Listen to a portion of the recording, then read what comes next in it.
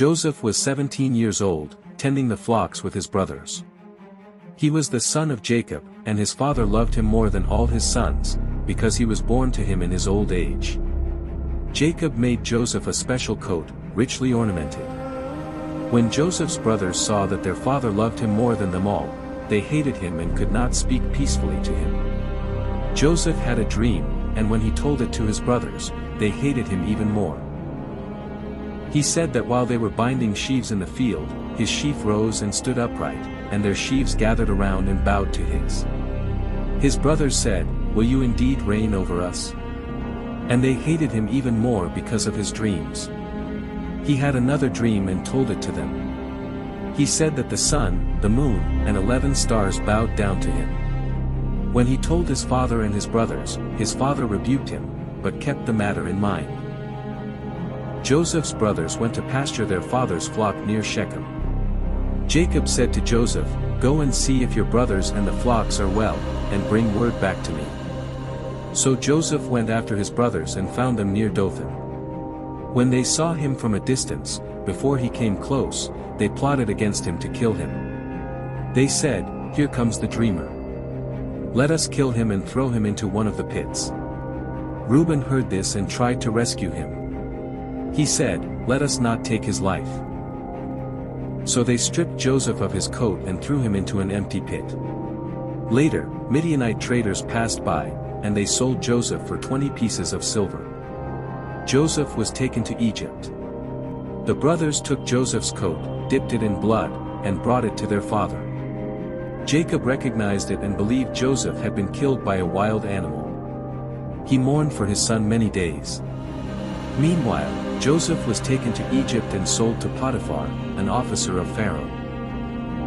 The Lord was with Joseph, and he prospered.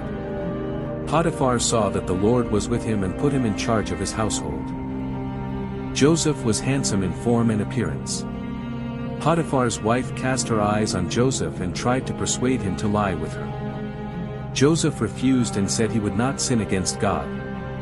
One day she caught him by his garment, but he fled and left it in her hand.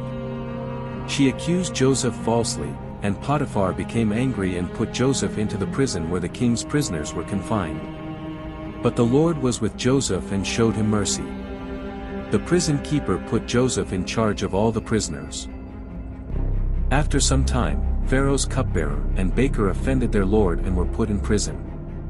Each had a dream the same night. Joseph interpreted their dreams. The cupbearer's dream meant he would be restored, and the baker's dream meant he would be executed. Everything happened exactly as Joseph said. But the cupbearer forgot Joseph.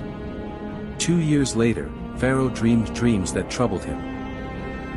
He dreamed of 7 healthy cows eaten by 7 thin cows, and 7 full ears of grain swallowed by 7 thin ones. None of the magicians could interpret the dreams. Then the cupbearer remembered Joseph. Joseph was brought from prison before Pharaoh. Pharaoh said he had heard Joseph could interpret dreams. Joseph answered that God would give Pharaoh the answer. Joseph explained that the dreams meant 7 years of abundance followed by 7 years of famine. He advised Pharaoh to store food during the years of plenty. Pharaoh appointed Joseph ruler over all the land of Egypt. He gave him his signet ring, clothed him in fine linen, and set a gold chain around his neck. Joseph was 30 years old when he entered Pharaoh's service.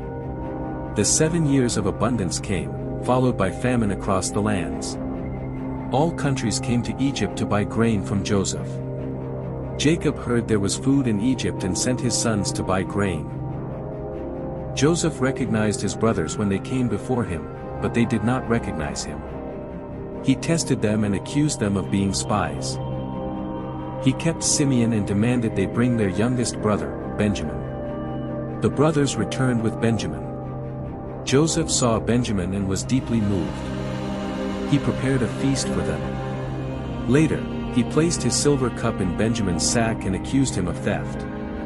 Judah pleaded for Benjamin's life, offering himself instead. Joseph could no longer restrain himself. He revealed his identity and said, "I am Joseph." His brothers were terrified. Joseph told them not to be distressed, for God had sent him ahead to preserve life. Joseph invited his father Jacob and all his family to Egypt. Pharaoh welcomed them. Jacob blessed Pharaoh and settled in the land of Goshen. Before his death, Jacob blessed Joseph's sons and spoke blessings over all his sons. Jacob died, and Joseph mourned greatly. After their father's death, Joseph's brothers feared he would repay them for their evil. Joseph said to them, "Do not be afraid. You meant evil against me, but God meant it for good, to save many lives." Joseph lived to see his grandchildren. Before his death, he told his brothers that God would surely visit them and bring them out of Egypt to the land he promised.